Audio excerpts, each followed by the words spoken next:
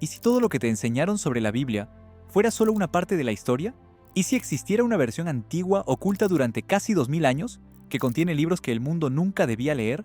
Y aún más inquietante, ¿qué pasaría si alguien como Mel Gibson no solo la descubrió, sino que quedó profundamente impactado por lo que encontró? No estamos hablando de teorías sin fundamento, estamos hablando de textos reales, preservados en silencio, lejos de la mirada del mundo moderno. Textos que, según algunos estudiosos, podrían cambiar completamente nuestra comprensión del pasado y del futuro.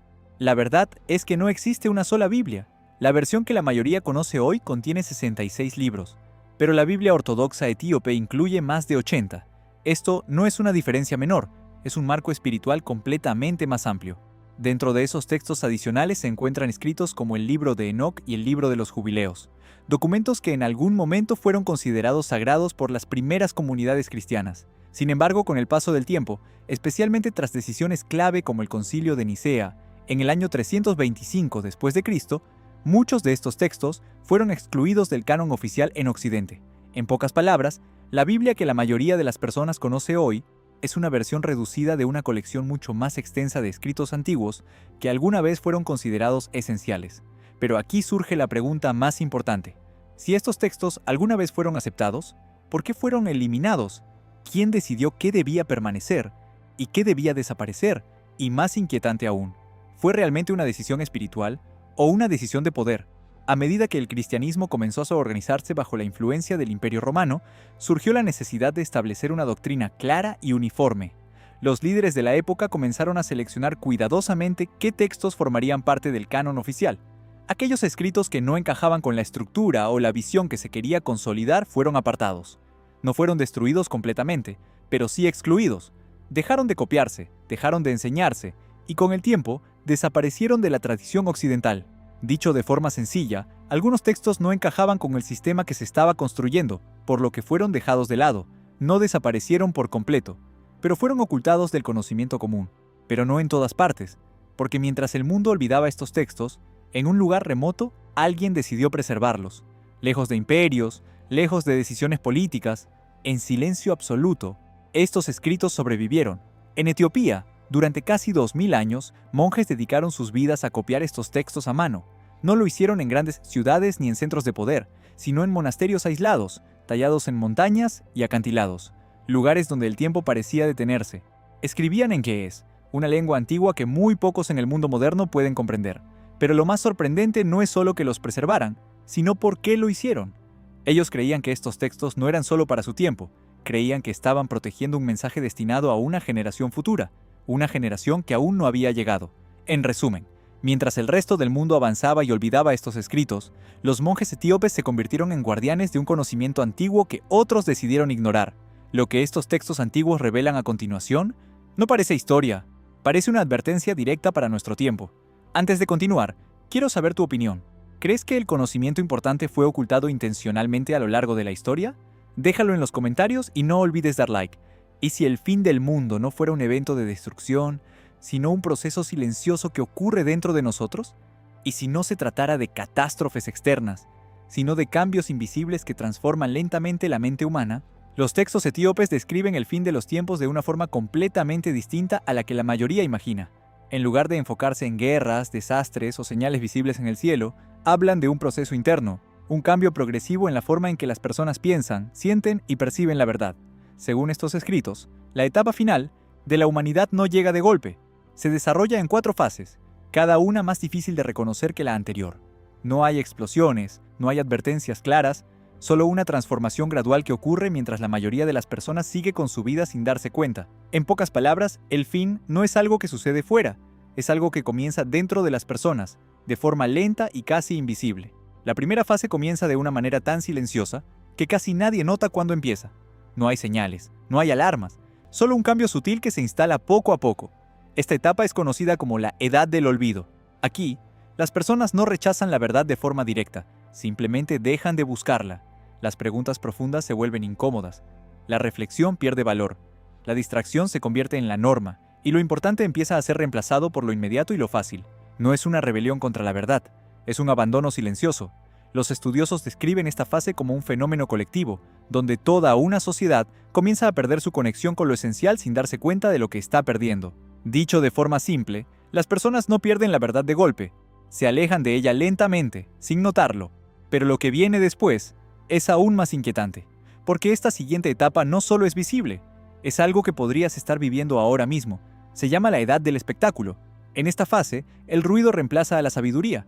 La mente humana se satura de estímulos constantes, entretenimiento, información, distracciones sin fin. El silencio se vuelve incómodo, y pensar profundamente se vuelve cada vez más difícil.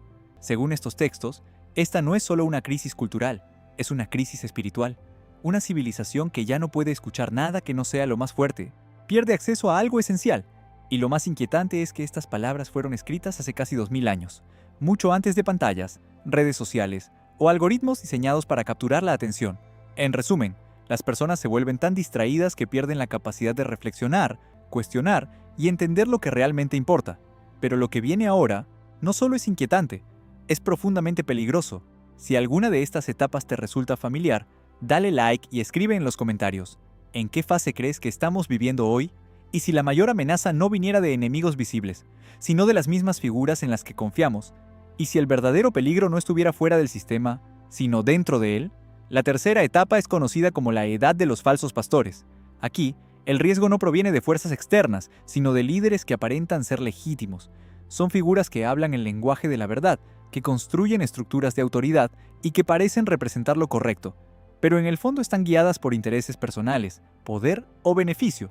Lo más inquietante es que no se presentan como engañadores, se ven auténticos, suenan convincentes, actúan como si fueran la respuesta, y precisamente por eso son tan difíciles de identificar. Según estos textos, este tipo de liderazgo es el más peligroso porque no destruye desde fuera, sino que distorsiona desde dentro.